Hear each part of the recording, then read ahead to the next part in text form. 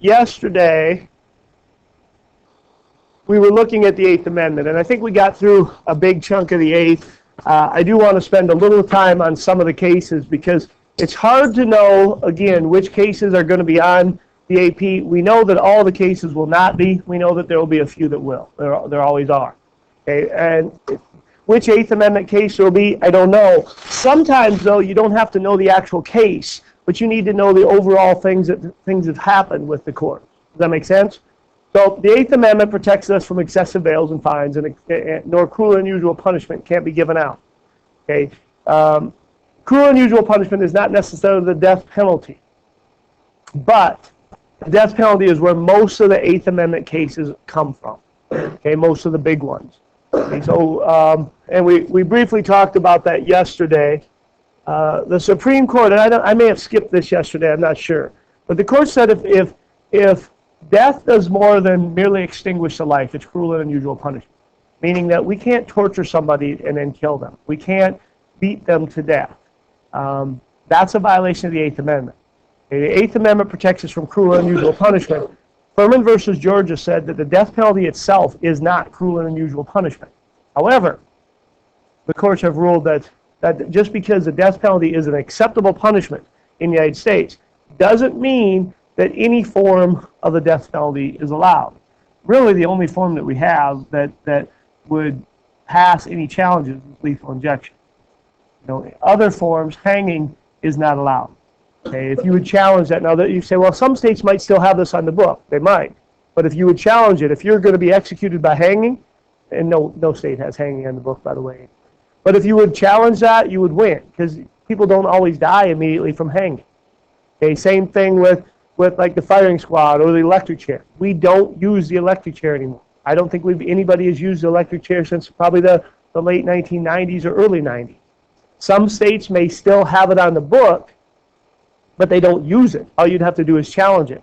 And there's been a few challenges in Alabama and Georgia and in other cases, because some other states, because sometimes there's examples of people who were electrocuted who survived and had to be re-electrocuted. There's a case where a guy's head started on fire. There's a case where a person literally survived execution and then a number of days later was re-executed, or I guess she can't be re-executed, but actually executed. They gave another shot at it. He tried to use double jeopardy. You got to give the guy a little bit of kudos for trying.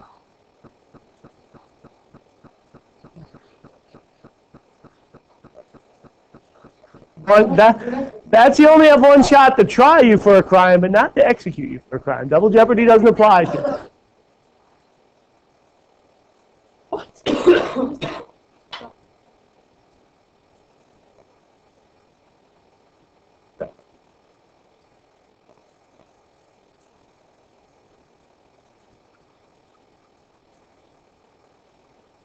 It's not.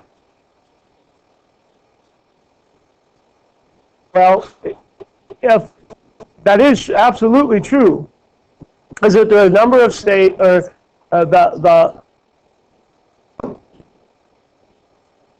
drug combination that we have, we typically use a three-drug, I shouldn't say typically, but recently use a three-drug combination in lethal injection.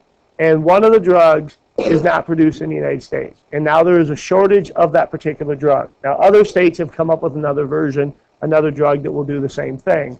But most countries in the world don't have the death penalty. And a lot of countries in the world are opposed to it. And here's where our political leanings are different than others, or acceptability of it.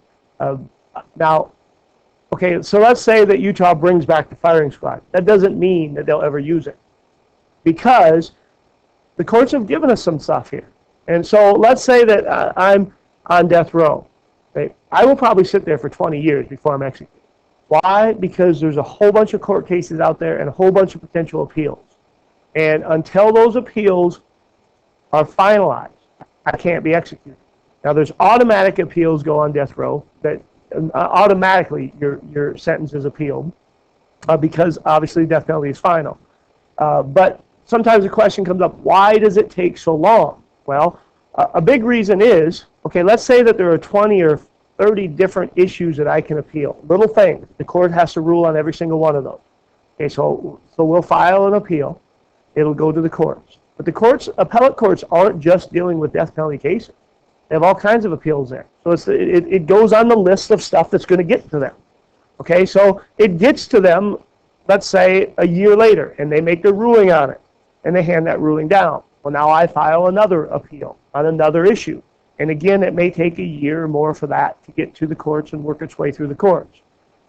If I fail, I can appeal again on another issue, and another issue, and another issue. And don't ask me what all those issues are, because I can't tell you them all.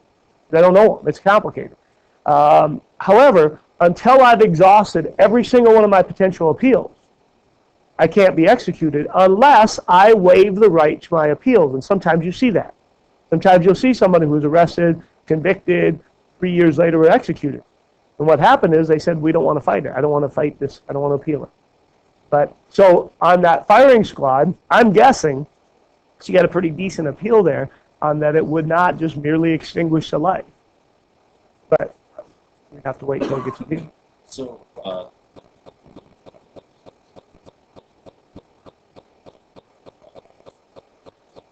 he waived all his appeals. Absolutely correct. Yes.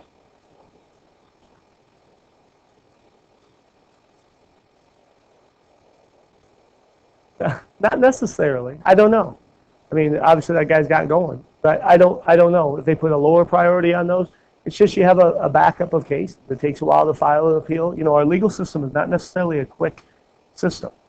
In criminal law, we have the right to a speedy trial, but we don't have the same thing when it comes to appellates. Or we don't have the right to a speedy appeal. And things just, it takes a while. And for right or wrong, it takes a while. Now, we could get into the merits of the death penalty and if it's an effective deterrent, and you know, not all states use it. I think it's 32 states that use the death penalty. A number of states do not. South Dakota does, and Minnesota does not. But that's not what we're going to get into today. I did talk about some of this yesterday. I want to go through some of these cases a little more in depth today. Furman versus Georgia, I think, is probably the most important death penalty case out there because it affirmed that the death penalty is acceptable, that it's okay to use. However, what it did do is it said that the way the death penalty is being handed out is not constitutional. I think they used the words wantonly and freakishly handing out, that there was no consistency. Some states, people were being executed for crimes that you wouldn't be executed in the other states.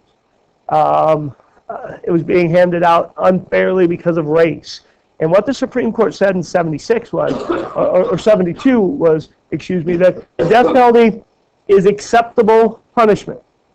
However, the laws need to be rewritten. We need some consistency. And what they did is they put a stay, they took everybody who was on death row and they released them from death row. That doesn't mean they were released from prison, but that means that their sentence was changed from death to life in prison. And they said no more death penalty until the states rewrite their laws. We have some consistency.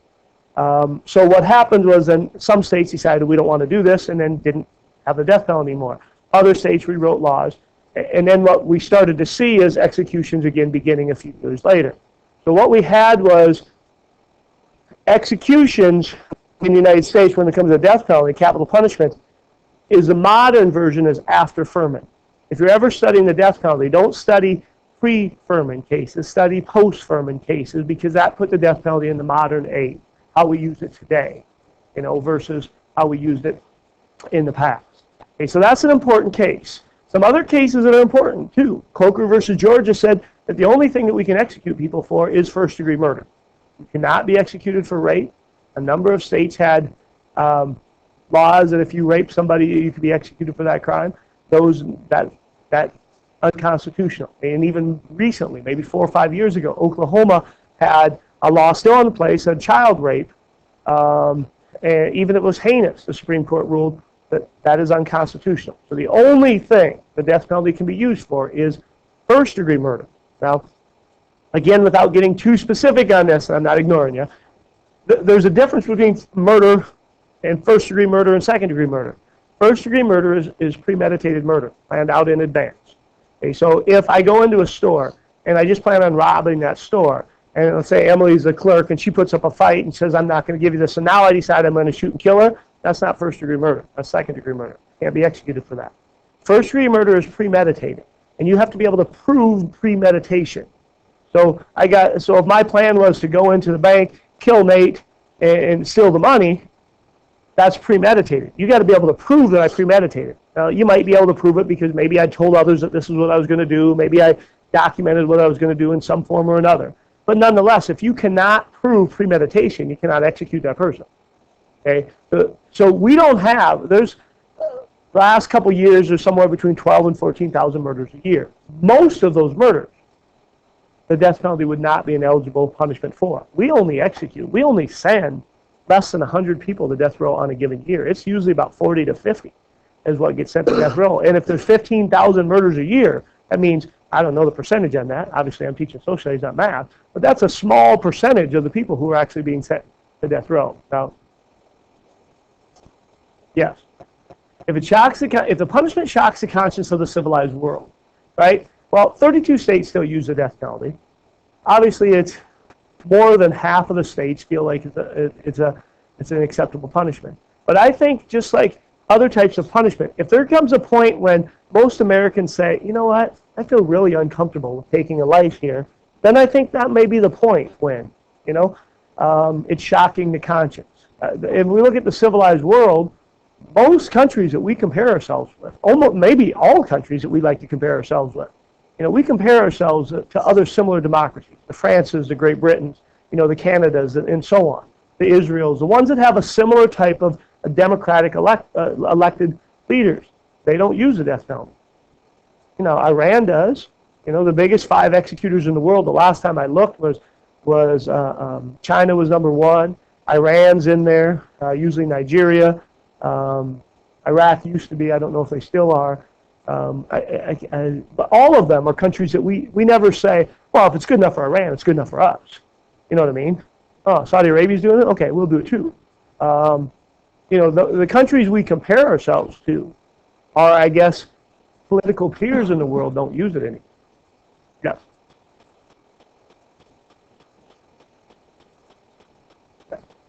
That still could be premeditation. I mean, this gets really complicated. Not just the premeditation, but you also have to show, in order to execute, you got to show that there are aggravating circumstances. Well, actually, let me take that back. The jury has to consider aggravating and mitigating circumstances. Now, aggravating circumstances are really easy to explain. If you torture somebody and then kill them, the torture is an aggravating circumstance. If you rape and kill somebody, the rape is an aggravating circumstance. They make the murder worse than just the murder itself. Mitigating circumstances is hard to try to explain. A mitigating circumstance, how do you mitigate a murder? You murdered him, but it was a humane murder. But usually when they look at mitigating circumstances, you're looking at the individual themselves. Did they have an extensive violent criminal history? Things like that. But a jury is supposed to consider aggravating and mitigating circumstances. Again, if you're on a jury, what the heck is a mitigating circumstance when it comes to all of this stuff? So it's complicated, but that's another one of your challenges. Kevin, are we going to do this again today? Are you going to nonstop talk the whole time that I'm trying to talk? Because I get unbelievably frustrated. You may not, I do. I thought that came across yesterday. Maybe not. I'll make it clear today. Stop talking. Yes. Mitigating would be a lesson, lessons of severity of something. I understand. Yes. Ford versus Wainwright, we talked about, no, I don't know if we talked about this one specifically. Can't execute somebody who's mentally insane.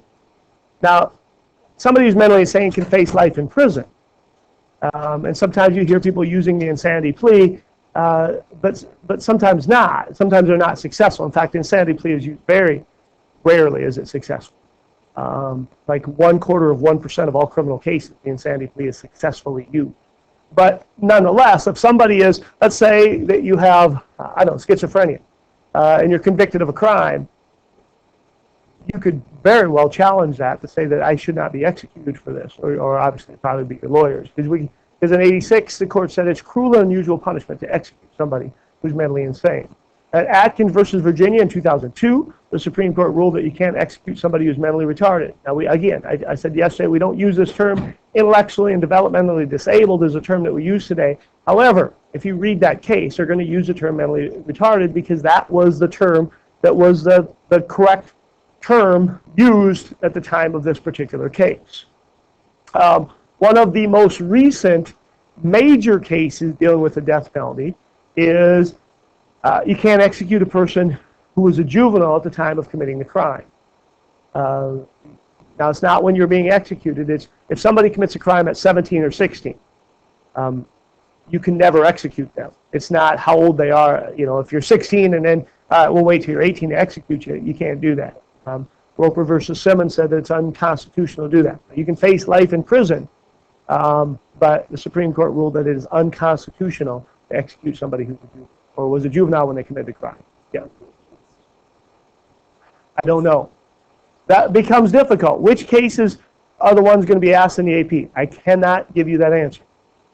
What I can tell you is that it's possible there'll be a death penalty question on it. I don't think there'll be a lot because this is not a huge aspect of what the AP is looking for.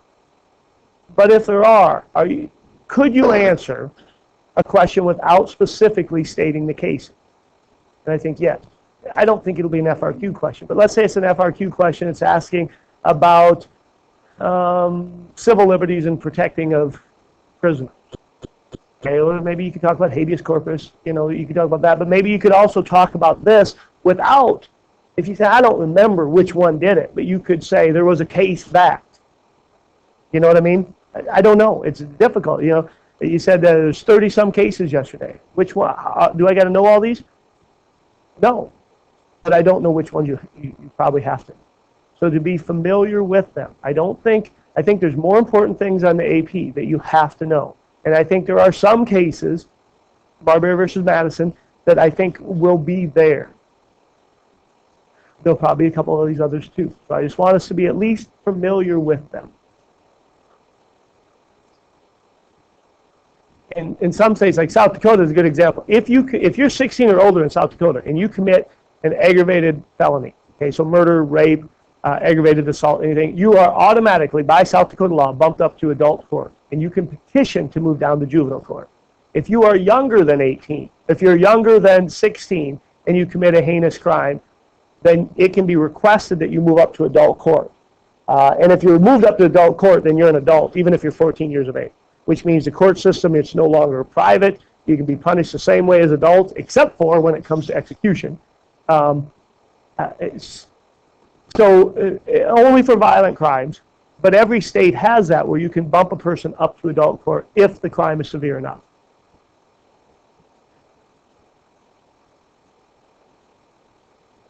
Correct.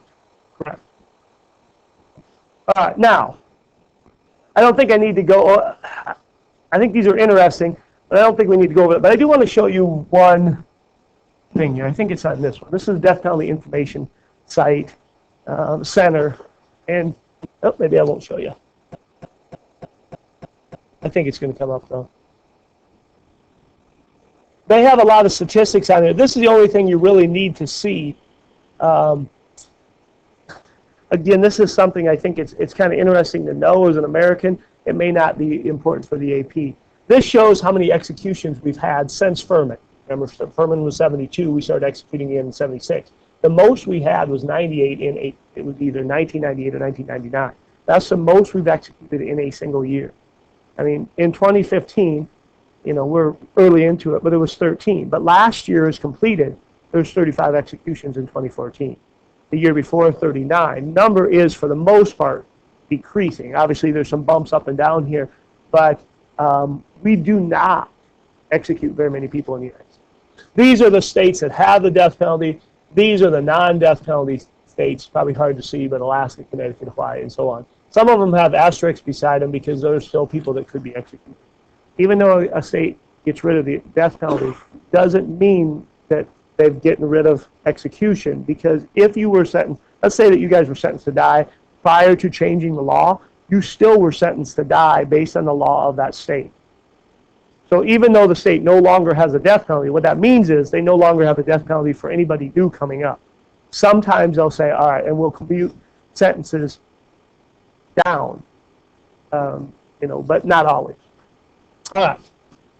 I think that's probably sufficient on the death penalty. You may have more questions on it, but I think that's all the time I'm going to devote to it because I don't think there's going to be that much on the death penalty. I mean, I think I probably covered it sufficiently for this particular class. The Ninth Amendment is probably somewhat important when it comes to the AP. The Ninth Amendment doesn't give us any specific rights, but what the Ninth Amendment says is that we have more rights than those that are specifically listed within the Bill of Rights in the Constitution. Okay, it says just because it's not listed doesn't mean it's not a right. Okay, so nowhere on here in the Constitution or the Bill of Rights is there a right to marry. And I don't even know if we have a right to marry. You know what I mean? But just because it's not listed doesn't mean we don't. And if the Supreme Court rules that is a constitutional right based on, and they do this with, like abortion is probably the best example. It's a combination of other rights they have that they concluded that this is a right of privacy that individuals have. And that can be expanded to other things, which is essentially using the Ninth Amendment. So you never really see the Ninth Amendment being used in cases. The 10th Amendment we've talked about before. The 10th Amendment is the one that establishes federalism.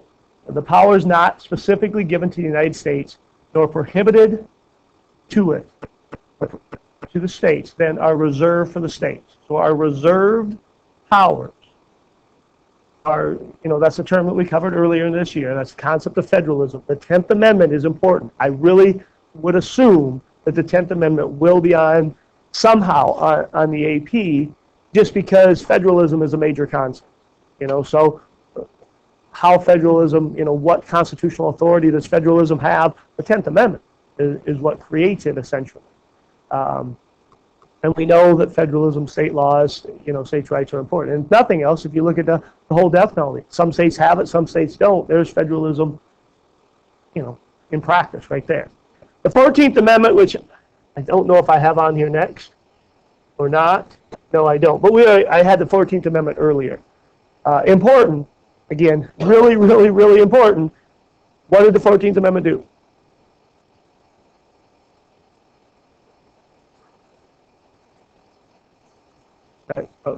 Natural born citizens, one. But probably bigger is applied the Bill of Rights to the states. And then there's going to be a term that you got to know.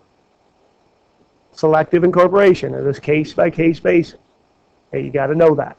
All right, now, there are three others, and these are actually going to come up in probably the Civil Rights Unit as much. I think we've talked about them before, but I put them on here real briefly. You should have them. We'll talk about them more. There are 4 amendments to the Constitution that specifically deal with voting rights. And I'm almost 100% sure we talked about this earlier in the year. Did we not?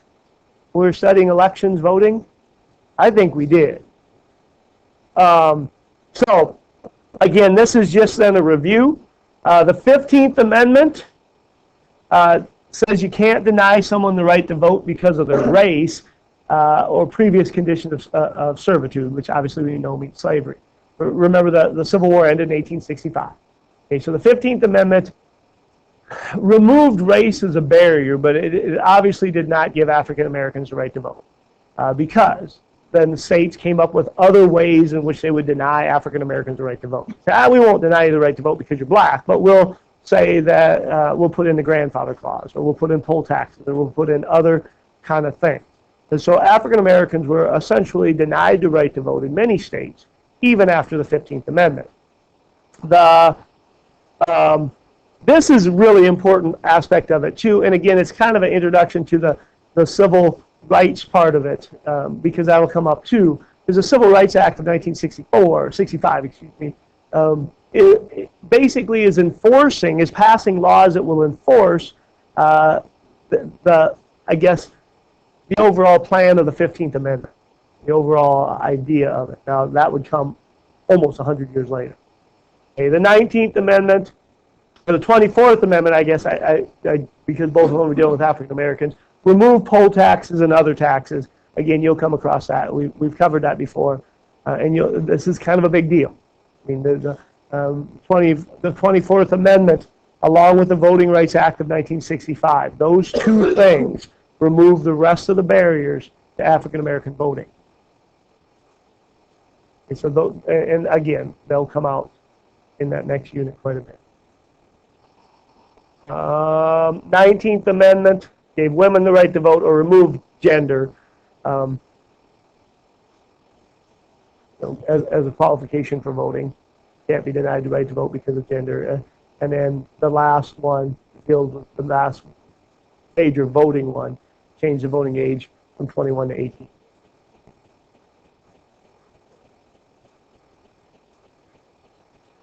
Now, yeah.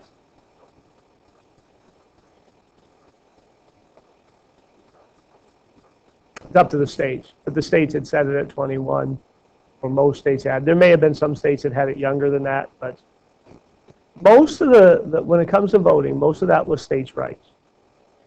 But when states are denying constitutional rights to people, then the federal government sometimes has to step in, or constitution has to be changed. There's that idea between federalism, state versus federal. Who should play those roles? Okay. Let's talk about those readings that I gave you, George Washington, Jefferson's, and then the more recent one by, I think his name is Buzz Thomas. Actually, I don't know if there's a ton of explanation we need on any of those. There wasn't a lot in both of the first two letters, but for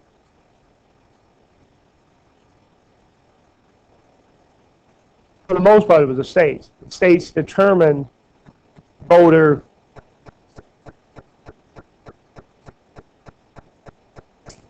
correct. Same thing with women. Both by the time the 19th Amendment was passed, I can say most, certainly over a majority of states had given women the right to vote. But the difference between a right and a law, okay, a law can be created by a state legislature, but then it can also be repealed by a state legislature. So even if all 50 states had granted the women the right to vote by that point, it doesn't mean that there wouldn't have been an amendment anyway. Okay, but all 50 states had not. But because if it's just a law, then next session of Congress, the next session of the state legislature could repeal that particular law, or you could even repeal it through referendum. Vote. So by putting it into the Constitution, guarantees. But yeah, it was a state issue. Washington, Jefferson, again, not real long. I don't know, the AP, I don't know if they never say, hey, you should read these. I don't know if you should or not. I don't know if it's something that is important enough to cover there. I think the First Amendment rights are very important. And I think if you could at least have a little background in supporting in case there's a case dealing with, freedom of religion or where it is, I think that background information is kind of important. Both are relatively famous letters dealing with the concept of, do we believe that all people should be able to worship freely? Washington says no bigotry. Jefferson says a separation of church and state. And then you read that Buzz Thomas's thing, and it's saying, which I think he does a nice job of explaining, it is not the government that is protected with the separation of church and state. It is the church, it is the religion that is protected by the separation of church and state. And there's an article in today's paper, which I may share with you, I may not. It's pretty interesting, dealing with should the IRS crack down on politics in churches? And it's dealing with nonprofits. Like, one of the things you can't do is, like, if you're a church, you can't endorse a candidate. The Brandon Lutheran Church can't say, vote for, Hillary Clinton in the next election. If they do, actually, they can do that all they want. They can say that it is absolutely their constitutional right to do so. However, churches and other nonprofits don't have to pay taxes. The United Way doesn't pay taxes. The Red Cross doesn't pay taxes. Any nonprofit organization does not have to pay taxes. There's a Team Brandon basketball team that is filed as a nonprofit organization. They're filed as a nonprofit organization. They don't have to pay taxes on money that they earn in fundraisers or whatever. Okay, nonprofits are by law forbidden to endorse political candidates, and if they do, they don't go to jail, but they lose their nonprofit status, which means that then you'd have to pay taxes on that income that comes in. Churches are nonprofit organizations. They can certainly talk about political issues. Like if you're a church and says that abortion is wrong, then you can preach about abortion is wrong, even if it's an election issue, it's still an issue. What they can't do and keep their nonprofit stuff is say, vote for this particular candidate. They still have the right to say that. Sometimes you'll say, well, the churches can't talk about politics. Yes, they can. But they don't get to keep that perk of being a nonprofit if they do. Does that make sense? You aren't going to go to jail. The church isn't going to be disbanded because you said vote for Hillary Clinton. The church just loses a perk that they have as a nonprofit.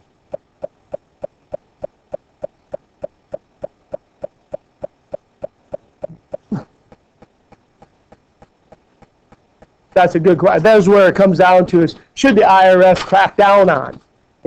Should they go start investigating are some of these churches? Because churches do.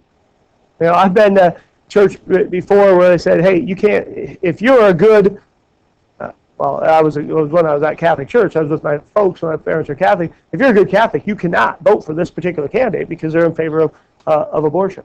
So basically, they told their congregation, you cannot vote for this person. Well, all of a sudden, they've endorsed, that was without a doubt a violation. But did they lose their nonprofits? Absolutely not. How do they know? That's a great question. And it may be a question that never, unless people are really actively trying to find out, and the IRS is going after them and looking, it's kind of like, all right, let's say that you're cheating on your taxes. Well, unless you get audited, you're probably not going to get caught. So when do they go through the audit? And luckily, the Republicans don't like the IRS because they don't like taxes, so they've taken funds away from the IRS, so you're less likely to get audited now. Well, good for you. If you're a tax cheater, better chance of getting away with it. Yeah. Okay. So, a number of First Amendment cases, some dealing with the Establishment Clause, some dealing with Free Exercise Clause.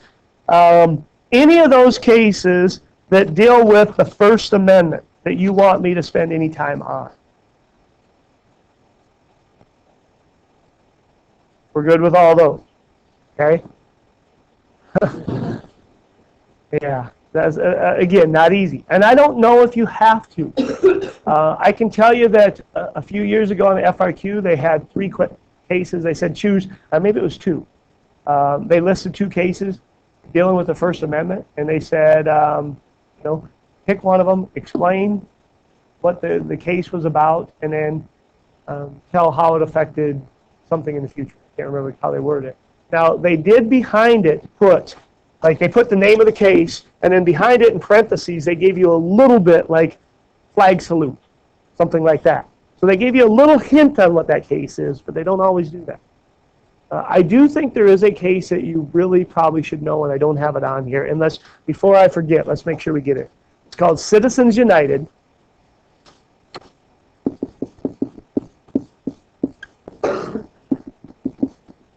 Versus the Federal Election Commission.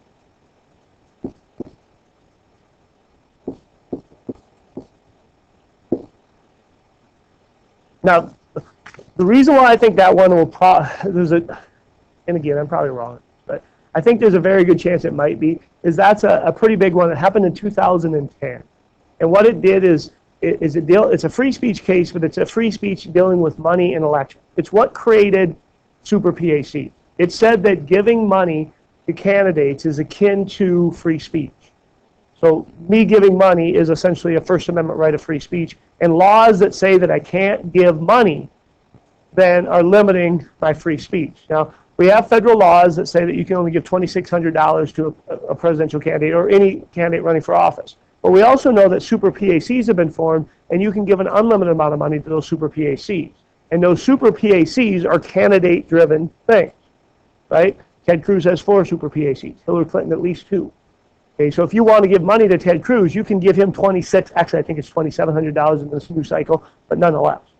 But if you want to give $300 million, like the Koch brothers are gonna, the candidates, you can do that.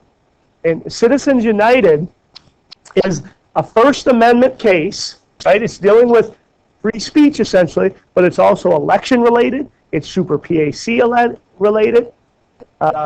You could make the argument that it's also interest group related somewhat. Do you think this one has the kind of makings for a good AP question? Linkage between two, First Amendment, elections, different things. It may not be there, but it would not surprise me. So I think, Marbury versus Madison, McCulloch versus Maryland, some of those, I think they're on there 90% of the time. I think this one will be.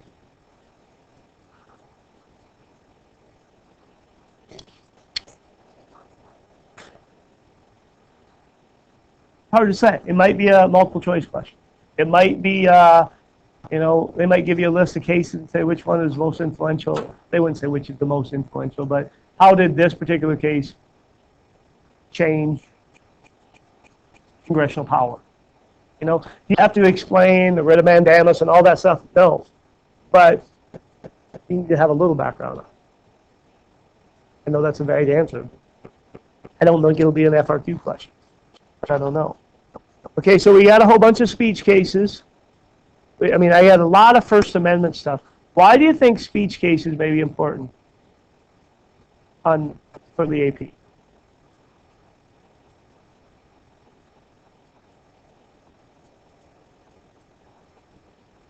It applies to all. Okay, I agree. How else? Why? Where does speech and government, how are they related?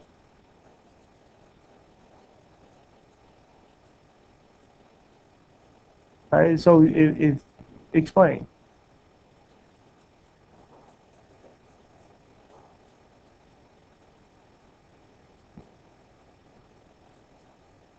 So is free speech a check on government authority and power?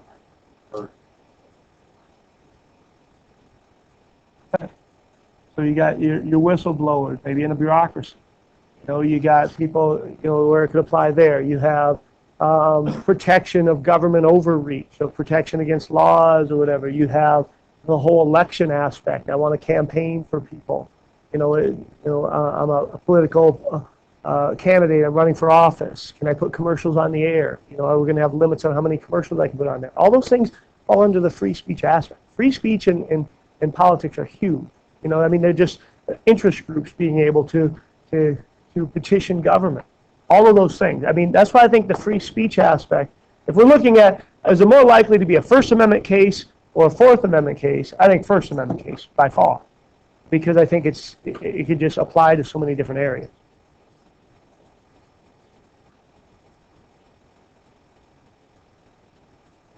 I think that's what we're talking about. But yeah. But also the civil rights movement is all about a lot of free speech, freedom to assemble. Yeah, it's designed to protect us from the government. Exactly. Correct.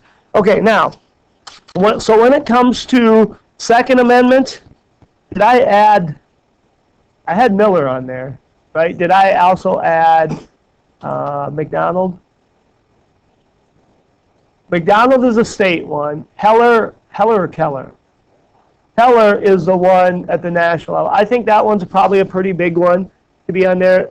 Maybe McDonald. I think it's important that you be familiar with it. I don't think there'll be a Second Amendment case on there. Fifth Amendment, there's so many cases on the Fifth Amendment that could be, but again, you got to kind of narrow it down. Miranda's probably a pretty big one. Kello, maybe, the two that I put. I don't know if Coy versus Iowa will be on there. Gideon versus Wainwright, probably. That's a big one. We talked about that one. All the death penalty cases, I don't know. But I put deferment on there. What was your question? Kello was a takings one. It was the Fifth Amendment protects us from the government taking our land unless they give us just compensation. Yep, and it's and the Constitution says public use, but the Kello ruling basically changed it to public good, which is certainly a difference in public use. Okay. So, I think it's good to be familiar with these. Yes, I don't know. Crapshoot, they're going to be on there now. But I think some of them will be. There's usually a few cases on. All right. Other questions, civil liberties.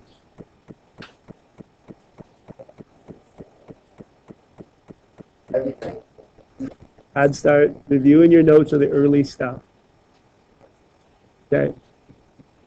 I would read the civil rights and civil liberties chapters. Neither are long, just to get familiar with those. But if I was going to start, I think I would really bump the things that we've covered the farthest away, because those things you may have the most questions on. And as you're taking notes, what I would do is, anytime you're taking notes or you're reading through your notes or whatever, and things are confusing to you, highlight that and make, and then the next day when we're at class, say, hey, I was reading through my notes, here's a question I have, can you re-explain this, or can we go over this again, or whatever, or look it up yourself. You guys are smart, but I can explain stuff too. But the things that you really have questions on, those are the ones that, I don't think you want to wait until the day before the test and start reading through this. Obviously, you guys are, more intelligent than that. I don't know whose this is. I don't think it's any of your guys's, but it was in my box, my mailbox at school. My guess is it's another teacher whose kid took the AP maybe a couple of years ago, and they just put it there. It's if you want this, if you want to use it, I guess let's check it out. If you haven't bought one and you want one, I got those back there. This is from 2013. I don't think anything has changed since 2013. So you certainly can take that, bring it back when you're done. I'll share it with somebody else next time. Yeah, good question here. Are we going to do an FRQ? The answer is yes. I am going to give you next Friday, possibly Thursday, an in-class FRQ. We haven't done this yet. I'm not going to give you a multiple choice test. I'm going to give you an in-class FRQ. I'm only going to have one, meaning there'll be one an A, B, C, D, but I'm not going to have 4 of them. I'm only going to make it worth, I think, 12 points. Okay, so it's not going to be huge, but it's going to be the first time that you have to do the FRQ just based on the knowledge that you have. It's going to be based on just these 2 units for the most part, these 2 chapters. But yeah. Could I? I don't know. I can if we get done with the civil rights by Thursday. If I don't, then I won't. You will get at least one. You'll get at least one more reading, and I can share it with you if you want it over the weekend. It's a 4-page reading. It's Martin Luther King Jr.'s Letters from the Birmingham Jail. It's an excellent reading. There's not going to be a whole lot of opinion part of it. In fact, I think on this particular AR article review, I just want you to basically summarize the main points. And he's making a lot of main points. I don't think we need to do the, hey, I agree or disagree with the main points he's trying to say. And I don't think, it's not really opinion-based. Maybe the learning part, but I think really just for this, a summary. A paragraph's not going to cut it. He's talking about a lot of different things. Why did he decide to do, why did they choose Birmingham? What were the difficulties they've had in the past? Why at this particular time did they choose this particular thing? And when Martin Luther King was arrested, he was not from Birmingham. When they went there to protest what was going on with Bull Connor and the elections there, they chose that town. Why did they choose that particular town? Those kind of things he explains in there. It's really a justification. He was questioned while he was in jail. Why? Why did you do this? Kind of. And it's his rationale, his explanation of, and also an explanation of what they do. Some of his, all of us have heard his I Have a Dream speech, or at least portions of it. His letters from the Birmingham jail are amazing. I mean, I think, but I don't think he's ever read them aloud. I've looked last year, I'll look again this year, because hearing him read this would be amazing, but I can't find it. Yes? Do I? I can make one. I'm not going to grade it. I mean, I can give you an answer key to it, but I'm not going to take it as a grade. If you're going to take it home as an option, what do you mean? Like? I don't know.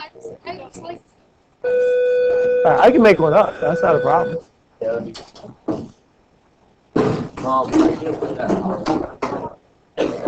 I can. like some of those stuff I didn't get written down. There is a lot of stuff on there. I basically took a lot of stuff from my other class, so there's a lot of stuff on there that are maybe